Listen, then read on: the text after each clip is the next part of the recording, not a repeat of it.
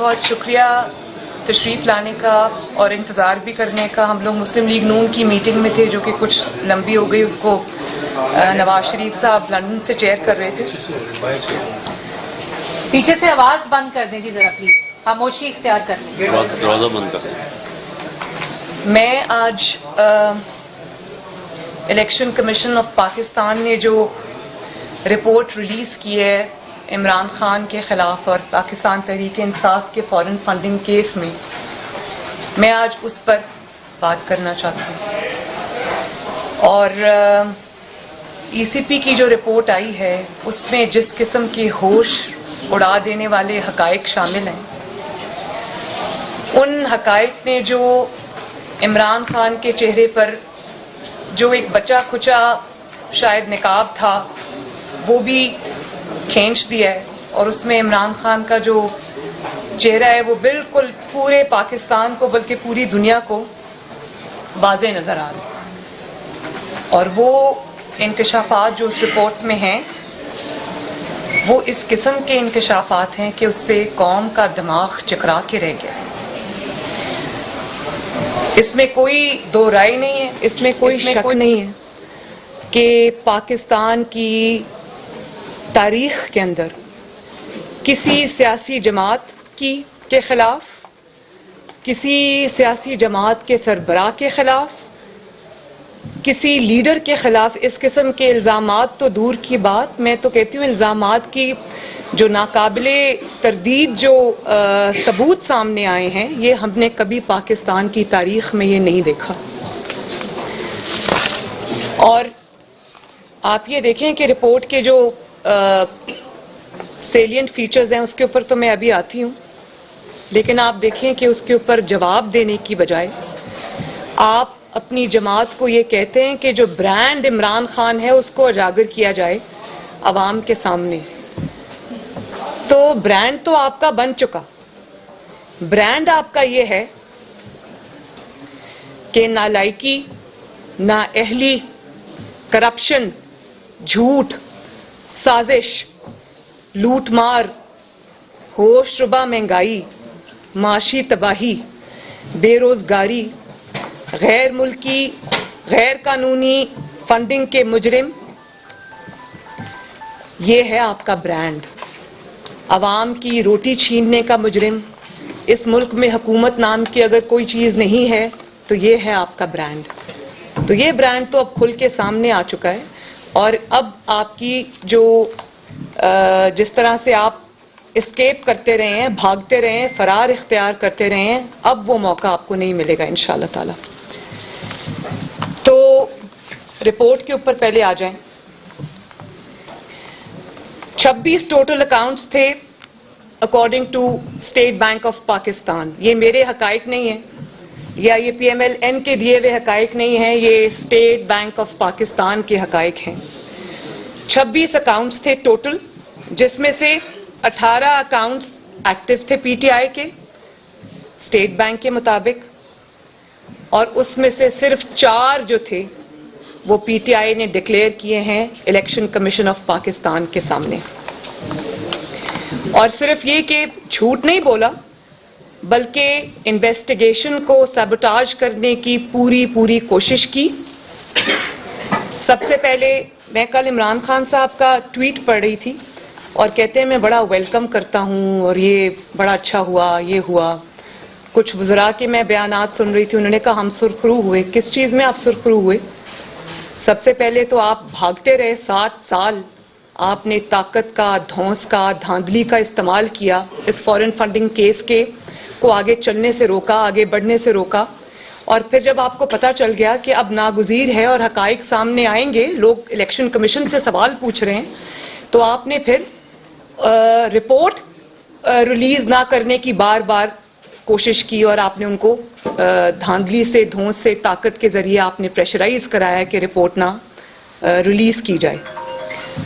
तो फिर आप देखें कि इलेक्शन कमीशन की ज्यूरिसडिक्शन चैलेंज कर दी, उससे भी बात नहीं बनी, तो डिलेइंग टैक्टिक्स यूज किए, 7 साल से ताखीरी हरबे इस्तेमाल किए, कभी एक बहाना, कभी दूसरा बहाना, कभी तीसरा बहाना। अब वो मुझे याद आता है कि अगर आपने चोरी नहीं की तो तलाशी क्यों नहीं दे देते।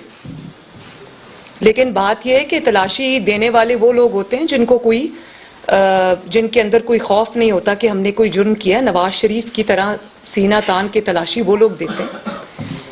तो आपने तलाशी दी तो नहीं, जबरदस्ती आपकी तलाशी ली गई और आपका बाल बाल चोरी में, झूठ में, साजिश में डूबा हुआ निकला। उसके बाद जब आपने रिपोर्ट पब्लिक ना करने की पूरी कोशिश की, दबाव डाले रखा ईसीपी के ऊपर, आपको फॉरेन फंडिंग मिली यूएस से, यूनाइटेड स्टेट्स ऑफ अमेरिका से, मिडिल ईस्ट से, ऑस्ट्रेलिया से, कनाडा से, इंग्लैंड से, और आपने 2 कंपनीज पीटीआई ने एस्टैब्लिश की, एक टेक्सास में, एक कैलिफोर्निया में, 2010 और 2013 के दरमियान में। और इमरान खान साहब खुद उन दोनों कंपनीज के चेयरमैन थे। फिर कुछ कंपनीज ऑस्ट्रेलिया और कनाडा में भी थीं। और आपने, यानी कि जो भी हुआ, इमरान खान साहब क्योंकि चेयरमैन थे, उनके जाती नोटिस में भी था, उनकी मर्जी से हुआ, उनके कहने पे हुआ।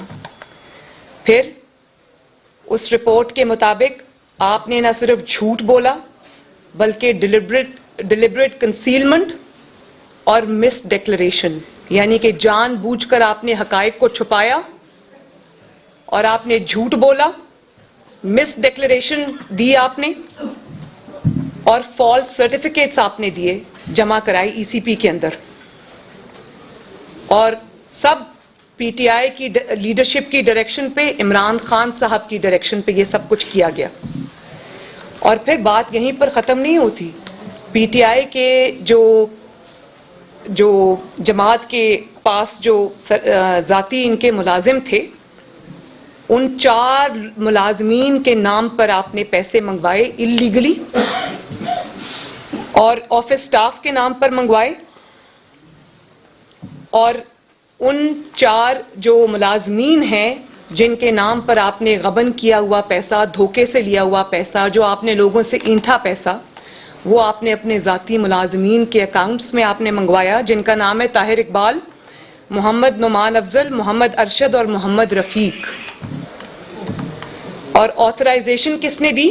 ऑथराइजेशन दी इमरान खान साहब जो पार्टी चेयरमैन हैं, और आरिफ अलवी साहब ने उसकी ऑथराइजेशन दी।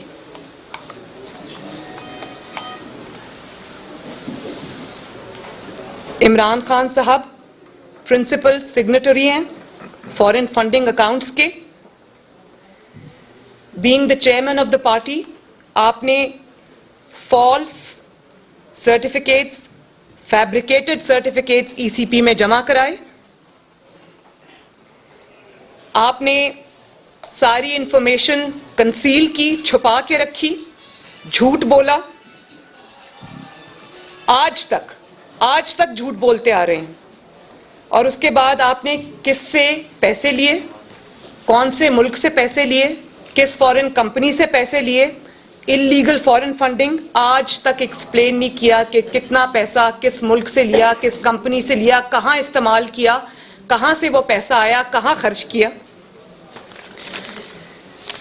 और इस बात का भी जवाब आपको देना पड़ेगा कि एक तरफ आप ये इल्लीगल फंडिंग जो है वो इकट्ठी कर रहे थे, पैसे ले रहे थे, और दूसरी तरफ आप एक मुंतखब वजीर आजम को 2014 में मुंतखब हुकूमत को हटाने के लिए, इल्लीगली अनकॉन्स्टिट्यूशनली हटाने के लिए आप कंटेनर पे सवार थे।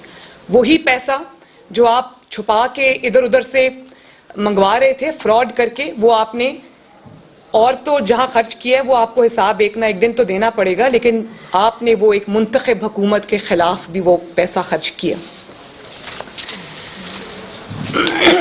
बात यह है कि पाकिस्तान का कानून कहता है कि कोई भी जमात फॉरेन कंपनी से फंडिंग नहीं ले सकती, और जब आप फॉरेन फंडिंग से लेते हैं किसी फॉरेन कंपनी से, तो पाकिस्तान का कानून है कि उस जमात को कलअदम करार दे दिया जाता है, उस जमात को तहलील कर दिया जाता है।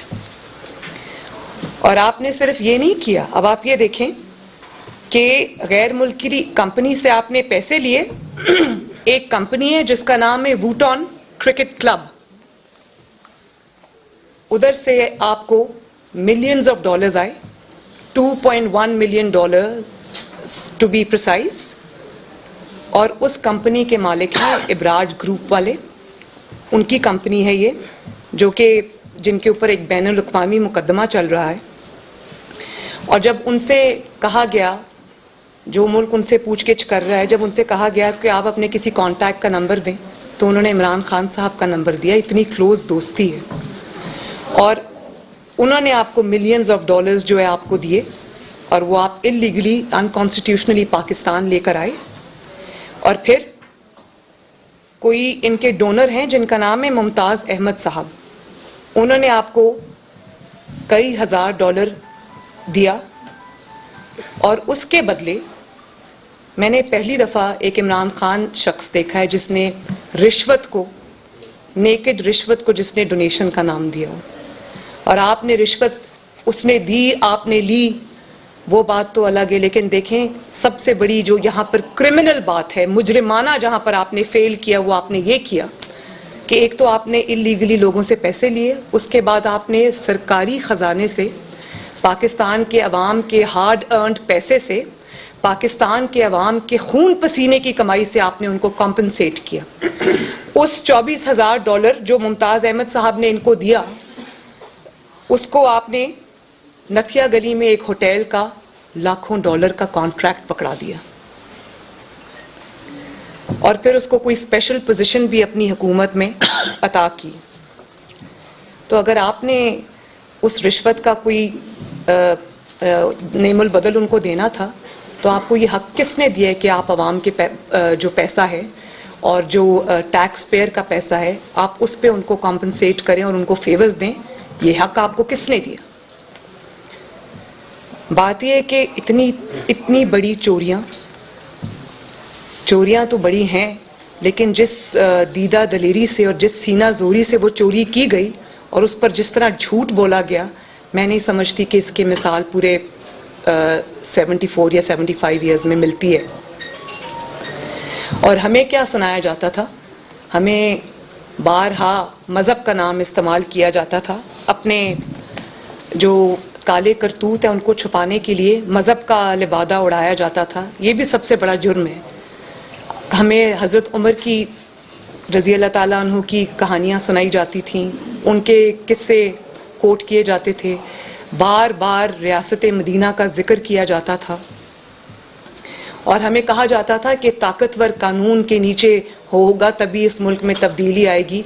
तो मैं आज ये पूछना चाहती हूँ कि आपने अपनी ताकत और धौंस और धांधली का इस्तेमाल करते हुए आपने क्यों 7 साल इस रिपोर्ट को रोके रखा? आपने क्यों इस जो इन्वेस्टिगेशन है उसको रोके रखा? आपने क्यों ईसीपी पर दबाव डाला कि वो इसको जो है वो ना इस पे आगे बढ़े, ना इसको रिलीज करे रिपोर्ट को? तो ताकतवर, जब आपके पास ताकत आई तो आपने ये इस्तेमाल किया ताकत का। हर किसी ने पाकिस्तान में जवाब दिया। नवाज शरीफ साहब ने अपनी 3 नस्लों का जवाब दिया, अपने नाकर्दा गुनाहों का जवाब दिया, मैंने जवाब दिया, मेरे आसपास जितने लोग बैठे हैं मुस्लिम लीग नून के, उन्होंने जवाब दिया। बाकी जमातों ने आपका जो अताब है, आपका जो इंतकाम है वो सहा।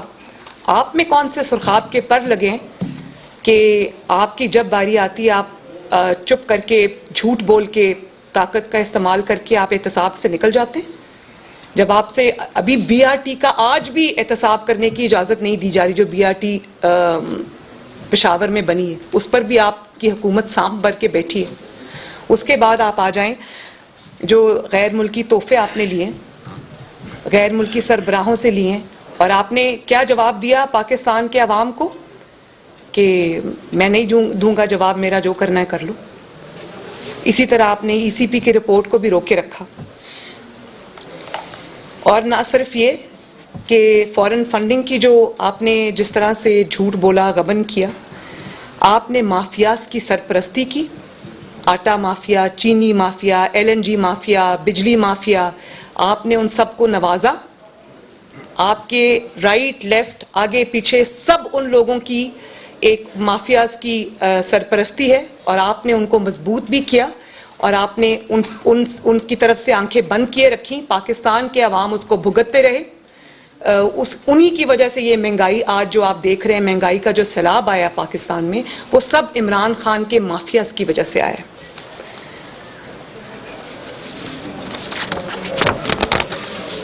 फिर आप ये देखें कि एक ऐसे शख्स को सादिक और अमीन का सर्टिफिकेट थमा दिया गया। जिन्होंने थमाया वो साकिब निसार साहब की भी हकीकत आज अवाम पे पूरी आश्कार हो चुकी है कि जिस ऐसे शख्स को आपने सादिक और अमीन का सर्टिफिकेट दे दिया कि जिसका बाल बाल करप्शन, गलत बयानी, झूठ में डूबा हुआ है। साकिब निसार साहब से भी मैं पूछना चाहती हूँ कि आज आपका वो सदाकत और अमानत का सर्टिफिकेट कहाँ स्टैंड करता है? पूरी दुनिया आपके ऊपर आज थू थू कर रही है कि आपने 22 करोड़ अवाम के मुल्क की हुक्मरानी एक ऐसे शख्स को दे दी जिसने इतने बड़े बड़े फ्रॉड किए हुए हैं और फिर उन फ्रॉड्स को ताकत के नीचे दबाया हुआ है। मैं ये पूछना चाहती हूँ कि क्यों मुल्क को किसी ऐसे शख्स के हवाले कर दिया गया और किसी ऐसे शख्स के रहमो करम पे छोड़ दिया गया जिसने चोरी की, फ्रॉड किया, झूठ बोला, छुपाया, अपने गुनाहों को छुपाया, अपने दोस्तों के गुनाहों को छुपाया। गुनाहों की फहरिस्त यहीं पर खत्म नहीं होती। आज आपकी नाअहली, नालायकी की वजह से, आपके झूठों की वजह से, आपकी करप्शन की वजह से, आपकी अकरबा परवरी की वजह से आज पाकिस्तान के 22 करोड़ अवाम जिस दलदल में धंस रहे हैं, महंगाई की, लाकानूनियत की, हुकूमत नाम की कोई चीज़ नहीं है पाकिस्तान में। इस सब का जिम्मेदार इमरान खान और उसको सादिक और अमीन का सर्टिफिकेट देने वाला साकिब निसार साहब हैं। मैं ये समझती हूँ कि मुस्लिम लीग नून भी ये डिमांड करती है, पाकिस्तान की ऑपोजिशन भी ये डिमांड करती है और करना चाहिए कि इमरान खान फिल फौर इस्तीफ़ा दे। झूठ बोलने के जुर्म में, लोगों से पैसे ऐंठने के जुर्म में, गैर कानूनी फंडिंग लेने के जुर्म में और उसको छुपाए रखने के जुर्म में उनको फौरन इस्तीफ़ा देना चाहिए। और उनके खिलाफ झूठ बोलने के लिए, कंसीलमेंट के लिए, मिस डिक्लेरेशन के लिए, मिस स्टेटमेंट के लिए उनके और उनकी जमात के खिलाफ कार्रवाई होनी चाहिए। जो 4 एम्प्लॉइज के नाम पर पैसा आया, उन अकाउंट्स की, उन एम्प्लॉइज की भी के खिलाफ भी कार्रवाई होनी चाहिए, इन्वेस्टिगेशन होनी चाहिए, कौम तक उसके पूरे हकायक सामने आने चाहिए। और अभी तक जो PTI के अनडिक्लेयर्ड अकाउंट्स हैं, जो उन्होंने झूठ बोल के कंसील किए, उन सब के ऊपर जो है वो इन्वेस्टिगेशन होनी चाहिए। इस बात की इन्वेस्टिगेशन होनी चाहिए कि कितना अमाउंट कौन सी कंपनी से, किस शख्स से, किस गैर मुल्की शख्स से, कंपनी से आया और वो कहाँ खर्च हुआ। जो PTI के जितने डिक्लेयर्ड और अनडिक्लेयर्ड अकाउंट्स हैं, सबको पब्लिक किया जाना चाहिए।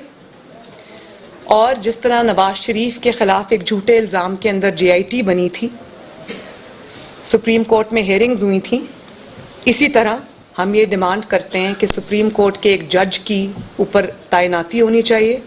रोज़ाना की बुनियाद के ऊपर इमरान खान का केस चलना चाहिए। रोज़ाना की बुनियाद के ऊपर जिस तरह हमने भुगता है, और हमारे पर तो इल्ज़ाम साबित नहीं हुआ ना, इकामा निकल आया, इनके ऊपर तो ये इल्ज़ाम साबित हो चुके हैं। तो अब ECP का इम्तहान है कि सिर्फ ECP का काम रिपोर्ट आउट करना नहीं है, उस पर भी वो शाबाश के मुस्तहिक है कि उन्होंने प्रेशर को सस्टेन किया, प्रेशर को उन्होंने इनकार किया।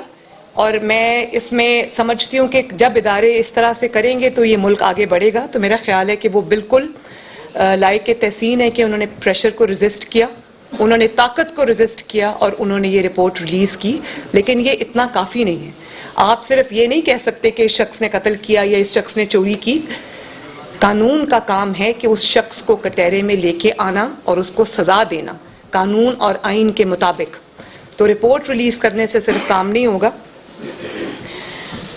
इसमें जिस तरह से आपने बाकी लोगों को, बेगुनाहों को जेल में डाला, इसी तरह ईसीपी को इस पे जो भी कानून के मुताबिक सजा बनती है वो इमरान खान को और पीटीआई के जो सरकर्दा रहनुमा हैं उनको देनी चाहिए। और अब इम्तहान जो है वो ईसीपी का भी है और उन इंसाफ देने वाले इदारों का भी है, अदलिया का भी है, जो नवाज शरीफ के वक्त में तो हम बड़े एक्टिव थे ना और दौड़ दौड़ के सब कुछ हो रहा था, तो अब तो इल्ज़ाम साबित हो चुके हैं, तो कौम उस इंसाफ की जो है वो मुंतज़िर है। वक्त आ गया है कि इंसाफ का बोल पाकिस्तान में भी बोलबाला हो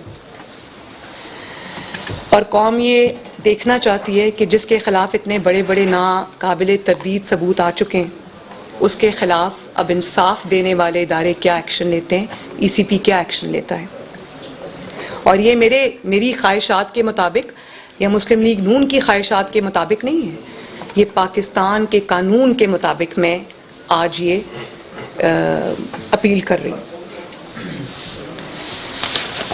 तो अब बॉल जो है वो कानून और इंसाफ के इदारों की कोर्ट में है। बीइंग अ पॉलिटिशियन आप काफी क्राउड पुलर हैं, लोग महंगाई से तंग हैं, स्क्रूटनी कमेटी की रिपोर्ट आ गई है, घपलों का इंकशाफ हो गया है, आप समझते हैं कि इजलास की हुकूमत हमने नून लीग की है। दूसरी चीज़ ये कि मियां नवाज शरीफ की आमद के रिलेटेड काफ़ी गुफ्तगू हो रही है कि वो आ रहे हैं, पर आप समझते हैं कि 2022 जो है वो इलेक्शन ईयर होगा। आपने 3 सवाल कर लिए। मैं उम्मीद भी करती हूँ, रिक्वेस्ट भी करती हूँ कि क्योंकि आज फॉरेन फंडिंग की रिपोर्ट से रिलेटेड है तो काइंडली इसी पे अगर तवज्जो रखी जाए तो बेहतर होगा। मैं ये समझती हूँ कि पूरी ऑपोजिशन को इस पे न सिर्फ एहतजाज करना चाहिए, बल्कि मेरा ख्याल है कि ये हमारा फ़र्ज़ है कि हम इतने बड़े गबन के ऊपर और उस पर जो झूठ बोले गए उसको कौम के सामने और ज़्यादा रखें और जो इंसाफ देने वाले इदारे हैं हम सब उनसे सवाल करें कि ईसीपी से ये सवाल करें कि इसके ऊपर ज़बरदस्त और कानून के मुताबिक एक्शन लिया जाए।